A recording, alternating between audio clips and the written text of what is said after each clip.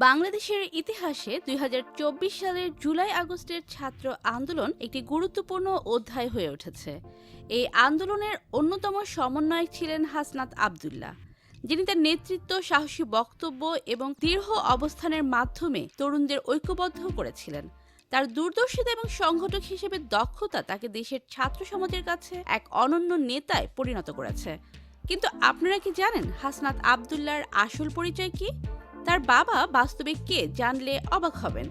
বিস্তারিত জানতে চ্যানেলটি সাবস্ক্রাইব করে ভিডিওটি দেখতে থাকুন। প্রিয় দর্শক, হাসনাত আব্দুল্লাহ শৈশব থেকেই পড়াশোনা এবং বিতর্ক চর্চায় পারদর্শিতা দেখিয়েছেন। তার পারিবারিক পরিবেশ তাকে নৈতিকতা, মানবিকতা এবং সামাজিক দায়বদ্ধতার প্রতি সচেতন করে তুলেছিল। হাসনাত আব্দুল্লাহ কুমিল্লার একটি স্বনামধন্য স্কুল থেকে এসএসসি এবং পরবর্তী সময়ে একটি কলেজ থেকে এইচএসসি সম্পন্ন করেন। পরে তিনি ঢাকা বিশ্ববিদ্যালয়ে সমাজ বিজ্ঞান বিভাগে ভর্তি হন। বিশ্ববিদ্যালয়ে পড়ার সময় থেকে তিনি বিভিন্ন সামাজিক এবং রাজনৈতিক আন্দোলনে যুক্ত হন। তিনি ছাত্র রাজনীতির সঙ্গে জড়িত ছিলেন এবং শিক্ষার্থীদের ন্যায্য অধিকার আদায়ের জন্য একাধিক আন্দোলনের নেতৃত্ব দিয়েছিলেন। তার চিন্তাধারা ছিল প্রগতিশীল এবং সমতা ভিত্তিক সমাজ গঠনের পক্ষে। ২০২৪ সালের জুলাই-আগস্ট মাসে বাংলাদেশের ছাত্র সমাজ এক গণবিক্ষোভের সূচনা করে, যা শিক্ষাক্ষেত্রে বৈষম্য, দুর্নীতি এবং কোটা সংস্কারের দাবিতে পরিচালিত হয়। এই আন্দোলনের অন্যতম সমন্বয়ক ছিলেন হাসনাত আব্দুল্লাহ। তিনি তার সাহসী ভাষণ এবং সংগঠক হিসেবে দক্ষতার মাধ্যমে ছাত্রদের আন্দোলন পরিচালনা করেন। আন্দোলন পরিচালনার জন্য তিনি শিক্ষার্থীদের দাবি ও সুসংগঠিত করতে একাধিক সভা ও মিছিলের আয়োজন করেন। তিনি সামাজিক যোগাযোগ মাধ্যমে সচেতনতা বৃদ্ধির জন্য ক্যাম্পেইন পরিচালনা করেন এবং শিক্ষার্থীদের একত্রিত করতে বিশেষ ভূমিকা রাখেন।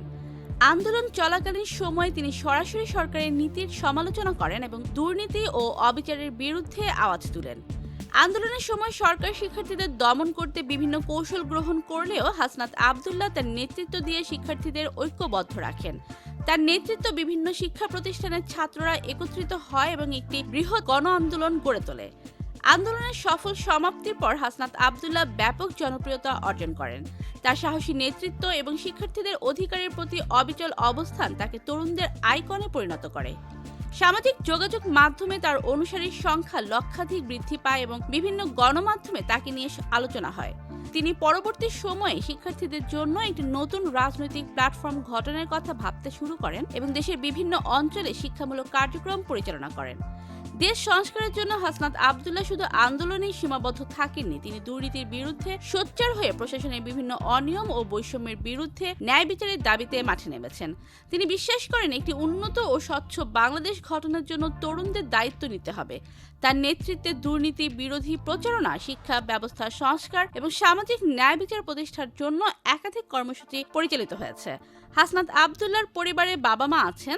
তার বাবা একজন শিক্ষক এবং তিনি তার ছেলেকে সবসময় অন্যায়ের বিরুদ্ধে দাঁড়ানোর শিক্ষা দিতেন। ছেলেকে ন্যায়ের পথে দেখে বাবা-মা হিসেবে গর্বিত হন তারা। তো প্রিয় দর্শক, হাসনাত আব্দুল্লাহকে আপনাদের কেমন লাগে? আন্দোলনে তার ভূমিকা কেমন ছিল? কমেন্ট করে জানিয়ে দিন এবং নতুন নতুন ভিডিও পেতে আমাদের চ্যানেলটি সাবস্ক্রাইব করুন। ধন্যবাদ।